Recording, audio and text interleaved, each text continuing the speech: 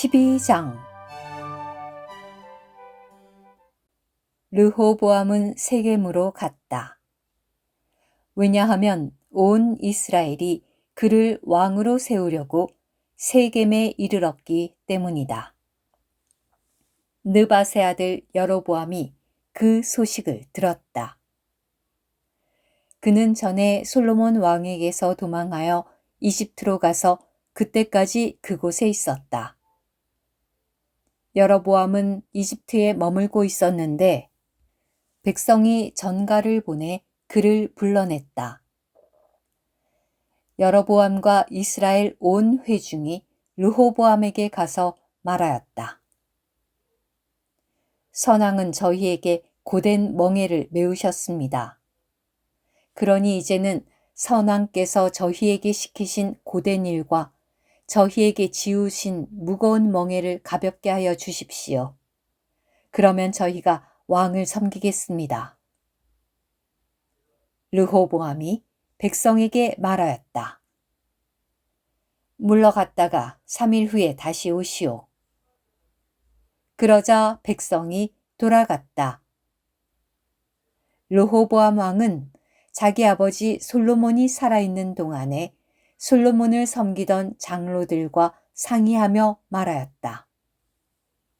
이 백성에게 어떻게 대답해야 할지 의견을 내보시오. 장로들이 르호보암에게 말하였다. 왕께서 오늘 이 백성의 종이 되시어 이들을 섬기시며 이들에게 좋은 말로 대답하시면 이들은 언제까지나 왕의 종이 될 것입니다. 그러나 르호보암은 장로들이 제시한 의견을 저버리고 자신과 함께 자란 이들로서 자신을 시중드는 젊은이들과 상의하였다. 르호보암이 그들에게 말하였다. 이 백성이 선왕께서 저희에게 지우신 멍에를 가볍게 하여 주십시오 라고 말하는데 우리가 어떻게 대답해야 할지 의견을 내보시오. 르호보암과 함께 자란 젊은이들이 말하였다. 왕께 선왕은 저희의 멍에를 무겁게 하셨지만 왕은 저희 위에 있는 멍에를 가볍게 해주셔야 합니다. 라고 말한 이 백성에게 이렇게 말씀하십시오. 나의 새끼손가락이 선왕의 허리보다 굵소. 선왕은 여러분에게 무거운 멍에를 지우셨는데 이제 나는 여러분의 멍에를 더 무겁게 할 것이요. 선왕은 채찍으로 여러분을 징벌하셨지만 나는 정갈로 여러분을 징벌할 것이요. 3일 후에 다시 오시오 라고 한 왕의 말대로 여로보암과 온 백성이 3일 후에 르호보암에게 왔다. 왕은 백성에게 엄격하게 대답하였다. 그는 장로들이 낸 의견을 저버리고 젊은이들의 의견을 따라 이렇게 말하였다. 선왕은 여러분의 멍에를 무겁게 하셨는데 나는 여러분의 멍에를 더 무겁게 할 것이요. 선왕은 채찍으로 여러분을 징벌하셨지만 나는 전갈로 여러분을 징벌할 것이요. 이처럼 왕은 백성의 말을 듣지 않았다. 일이 이렇게 돌아간 것은 하나님께서 그리 되게 하셨기 때문인데 이것은 여호와께서 실로 사람 아히야를 통하여 느밧의 아들 여로보암에게 하신 말씀을 이루시려는 것이었다. 온 이스라엘은 왕이 자기들의 말을 들으려 하지 않는 것을 보고 왕에게 대답하였다. 우리가 다윗에게서 얻을 몫이 무엇입니까? 이 세의 아들에게서는 얻을 유업이 없습니다. 이스라엘이여, 각자 자신의 천막으로 돌아가시오. 다윗이여, 이제 자신의 집이나 돌아보시오. 그런 다음 이스라엘은 각자 자신의 천막으로 돌아가 버렸다. 그러나 유다의 성들에 거주하는 이스라엘 자손은 르호보암이 다스렸다. 르호보암 왕이 노역자들을 감독하던 아도람을 보내니 온 이스라엘이 그를 돌로 쳐 죽였다. 그러자 르호보암 왕은 황급히 자신의 병거에 올라 예루살렘으로 도망하였다. 이렇게 이스라엘이 다윗 집에 반역하여 오늘에 이르렀다. 온 이스라엘은 여로보암이 돌아왔다는 소식을 듣고 그에게 전가를 보내 회중에게로 불러왔다. 그들은 여로보암을 이스라엘을 다스리는 왕으로 세웠다. 유다 지파를 제외하고는 다윗 집을 따르는 이가 아무도 없었다. 르호보암은 예루살렘에 이르러 유다 온 집과 베냐민 지파를 소집하여 뛰어난 전사 18만 명을 모았다.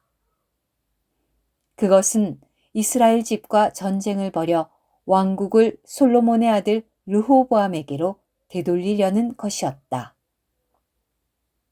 그런데 하나님의 말씀이 하나님의 사람 스마야에게 임하였다.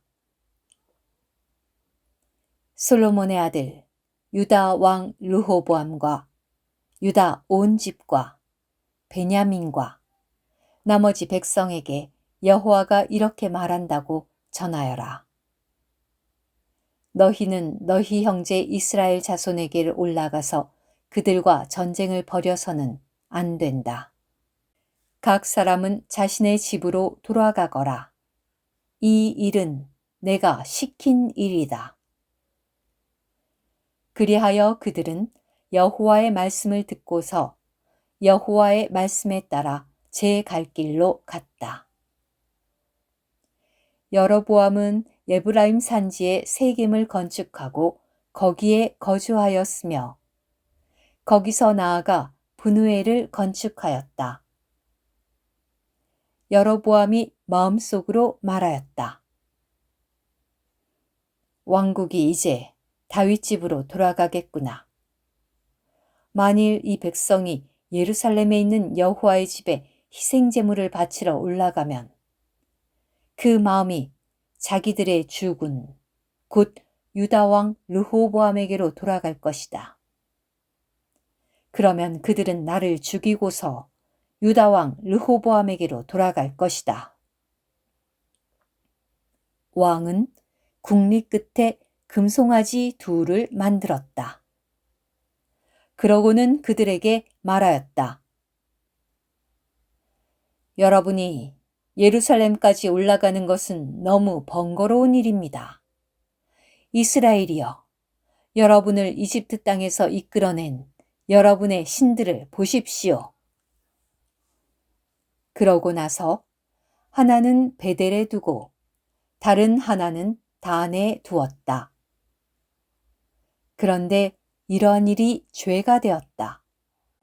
백성은 단까지 가서 금송아지 앞에 경배하였다. 그들은 산당들의 집을 짓고 레위 자손이 아닌 백성 가운데서 제사장들을 임명하였다. 여로보암은 유다에서 지내는 명절과 비슷하게 8째 달, 곧 그 달의 15날을 명절로 정하고 제단으로 올라가 제물을 바쳤다. 그는 이처럼 베델에서 자신이 만든 송아지들 앞에 희생 제물을 바쳤다. 그리고 자신이 만든 산당에서 섬길 제사장들을 베델에 두었다. 그는 8째 달, 곧 자신이 마음대로 정한 달의 15날, 베델에 만들어 놓은 제단으로 올라갔다. 그는 이스라엘 자손을 위하여 명절을 정하고 제단으로 올라가 향을 피웠다. 오늘 큐티. 여로보암의 변절은 다음과 같습니다. 먼저 금송아지 둘을 만들어 하나는 베델에 두고 다른 하나는 단에 두어서 자기 백성이 예루살렘에서 하나님께 경배하지 못하도록 미혹시킴으로써 이스라엘 자손의 하나가 유지되도록 거룩한 땅에 오직 하나의 유일한 경배의 중심지가 있어야 한다고 하나님께서 정하신 것을 깨뜨린 것입니다. 두 번째, 산당에 신전을 짓고 레위 지파가 아닌 일반 백성 가운데서 제사장들을 임명하였습니다. 세 번째, 유다에서 지내는 명절과 비슷하게 자신이 마음대로 정한 달인 8째 달의 15째 날을 명절로 정하였습니다. 네 번째, 베델에 있는 제단에서 자신이 만든 송아지 앞에 희생 제물을 바치고 산당에서 섬기는 제사장들을 베델에 두었습니다. 다섯 번째, 제사장이 아니면서도 제단으로 올라가 향을 피웠습니다. 여로보암의 변절은 심각한 죄가 되었으며 열왕기 전체에 걸쳐 반복해서 언급됩니다. 아멘.